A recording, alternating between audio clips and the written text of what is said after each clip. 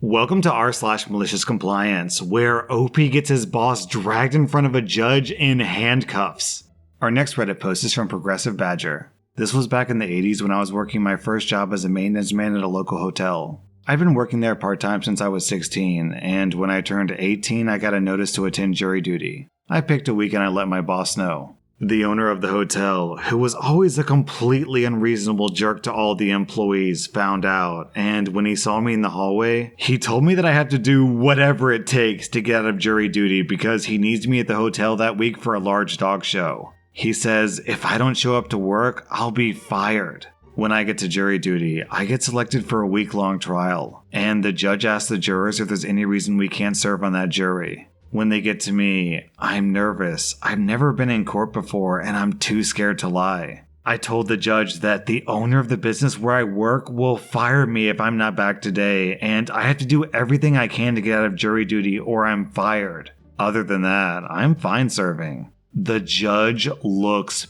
pissed. The judge has me approach the bench, and he asks for the name of the owner, the location, etc. Then the judge hands the court officer a paper and says something to the officer. I'm told to return to the jury box. About an hour later, while they're still selecting the jury, the officer returns with the owner, who's looking visibly shaken, in handcuffs, and he's walked to the front of the judge's bench. The owner is standing in front of the judge. The judge asks the owner questions, which he apologetically tries to worm out of. Then the judge, who looks even more pissed, instructs him that I will be here for jury duty. That I will be here for as long as I need to, and he will not do anything to retaliate against me. And the judge is filing charges, and he's instructing the clerk to check with me regularly, and if for any reason I'm fired or face discipline, then he will hold the owner in contempt and in violation of a court order. And the owner will spend a bunch of time behind bars thinking about how important jury duty is. Then the judge makes him apologize to me in court. I made it onto the jury and I served the week. I reported back to work the following week. I expected some blowback, but I never got fired. None of my shifts were changed, and I got paid for my time in jury. I didn't ask why I got paid. The clerk did check back a few times, and I was told to call their direct number if anything happened. It was awesome, and I was pretty much bulletproof, and I worked until I had enough saved to go back to school. So apparently, this type of thing is fairly common. Down in the comments, we have this story from Texas Yankee. Some executive fired a woman for going to jury duty because he said it was important that the employee stay at work to produce some press release for the company. When the lady went to jury duty and was visibly upset, the judge got the story and sent county deputies to drag the executive out of the office in handcuffs. The executive got a good lesson in civics and the lady got her job back, but I think that she declined. She got another job pretty quickly. Our next Reddit post is from Repulsive Basil. I used to work as a broadcast technician on a cruise ship. Part of my job was running the passenger TV system and making sure the right thing was on the right channel at the right time. Most of the channels ran pre-recorded programs, but 4 of them were live channels that we got from a satellite. The ship's satellite dish was supposed to automatically track the satellite as the ship moved, but when the ship would do a 180-degree turn pulling out of port, the dish couldn't keep up, and I'd have to go to the broadcast room to manually retune the dish. That required me to get on the internet and look up the coordinates, which was different depending on where we were on Earth. Without the coordinates, I had no way of knowing which way to point the dish. In an effort to save money and bandwidth, one day the cruise company decreed that between 8 a.m. and 8 p.m., the ship's internet would be limited to passenger internet cafes and essential crew only. And the broadcast technician was one of the jobs that was not on the list of essential crew. I made a case to the cruise director and hotel director that this would cause problems if we lost a satellite dish during this time, but they were unconvinced. So, I waited. A few days later, as we were pulling out of port around noon, the satellite dish lost contact with the satellite. I sent an email on the ship's intranet to the cruise director and CC'd the hotel director to let them know that our satellite TV channels were down, and I'd be able to get them back up just as soon as I had access to the internet at 8 p.m. that night. About 15 minutes later, I was CC'd on an email from the hotel director to the IT department that said, "Please turn on the broadcast technician's internet access and add them to the essential crew list." Our next Reddit post is from Marble Chocolate.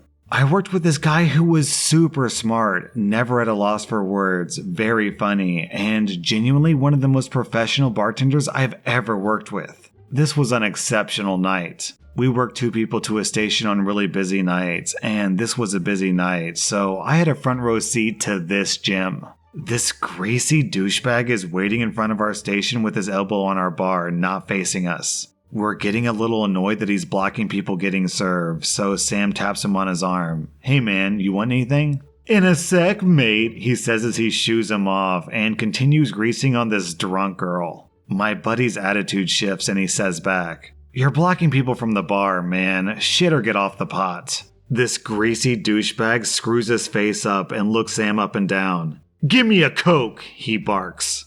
My buddy whips a glass behind his back and catches it in his left hand, puts ice in the glass, puts the glass on the bar, and throws a straw into the glass as he pours the Coke from the soda gun. "That'll be $2.50, thanks," he says as he puts the drink into the till. The douchebag is staring at the drink.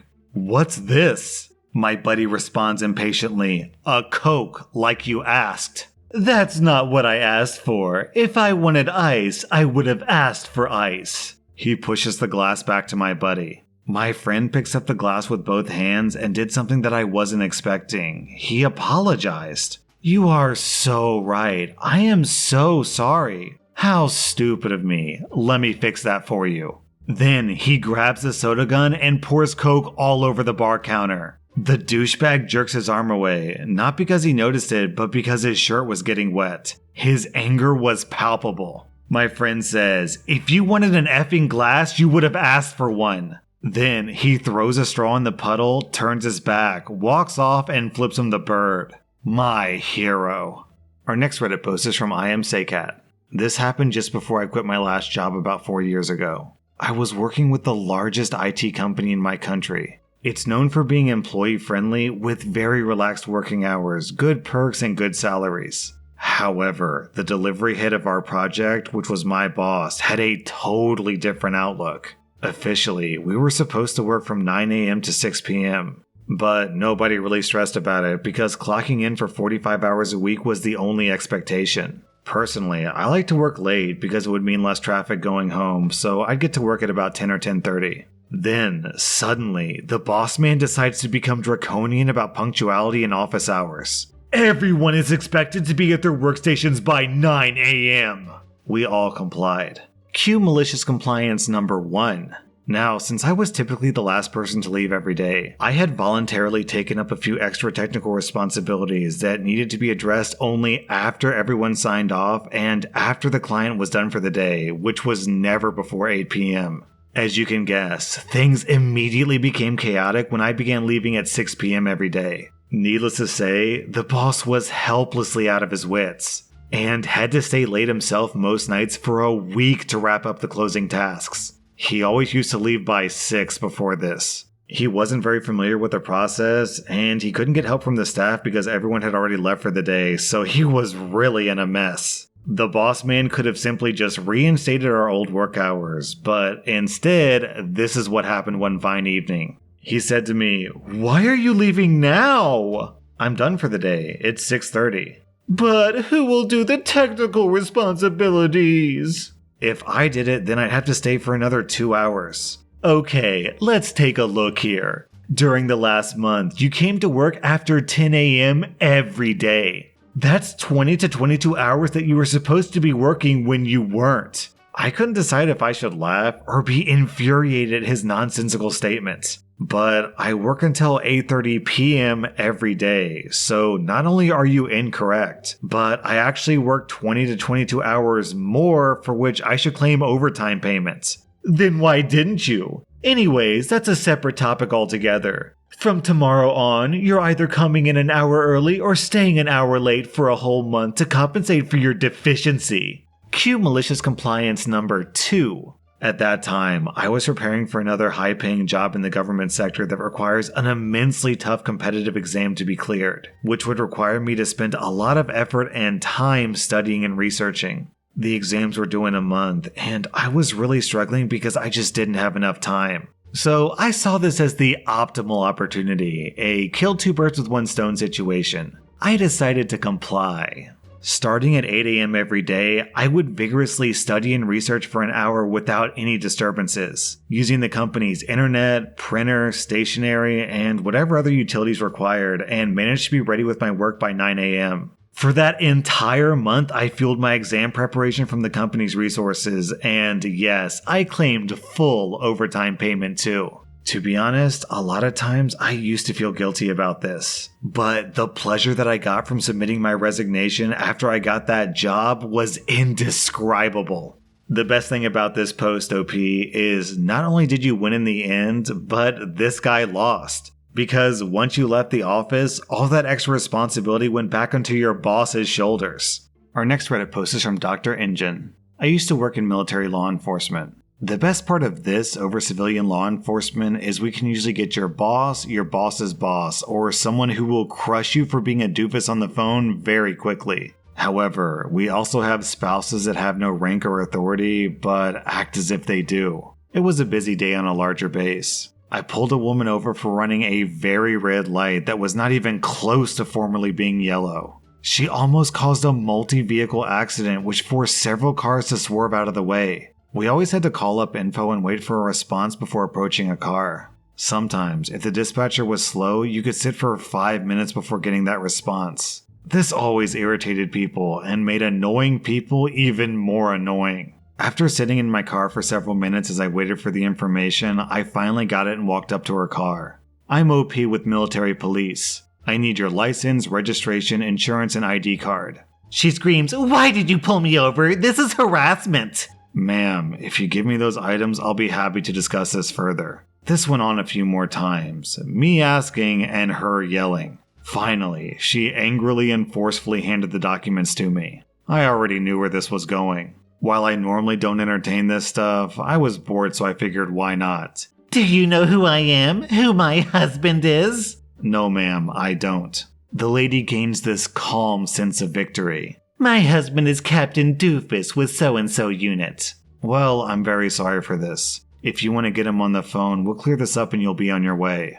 So, side note, we have this thing called a blotter. It's a report that goes to the commanding general of every negative thing that's happened, and he reviews the blotter with the unit commanders. Usually, it's a bad day for you if you're on the blotter. And it's not just bad for you, it's also bad for your unit because it makes your unit look bad. What's also funny here is that her husband is just a captain. If you have a pulse, you'll get promoted to captain. Anyways, the woman called up her husband. "Honey, some cop pulled me over for nothing. He wants to talk to you." She handed her phone to me and I gave her back her documents. "Captain Doofus, this is OP. Your wife ran a red light at such and such intersection, almost causing an accident. She's about to be apprehended for obstruction, her vehicle will be towed, and your name will end up on the blotter." To be clear, there was no way that I was actually going to arrest her for just yelling at me and refusing to hand me over the documents for maybe 20 seconds. I wasn't even going to write her a ticket. I just don't like paperwork.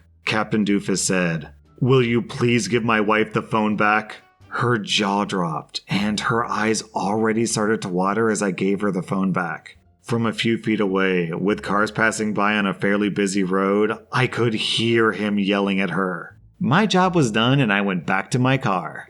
Our next Reddit post is from Kara Asha. I'm a former car insurance agent. I had someone screaming at me that if I didn't do what he wanted, then he wanted us to cancel his policy. What he wanted was illegal, so it wasn't happening no matter how much he complained. After he was repeatedly denied, he kept saying to cancel his policy. I told him he really should get new insurance first because my state has mandatory insurance requirements on active registration. But he said to cancel it anyway right now, so I did.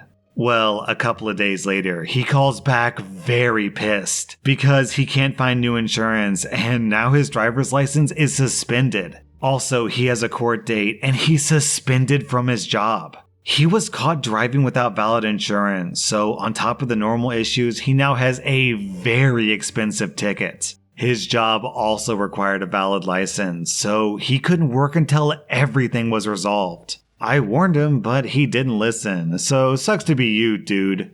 That was r/Maliciouscompliance, and if you like this content, check out my Patreon where I publish extra episodes. Also, hit that subscribe button because I put out new Reddit videos every single day.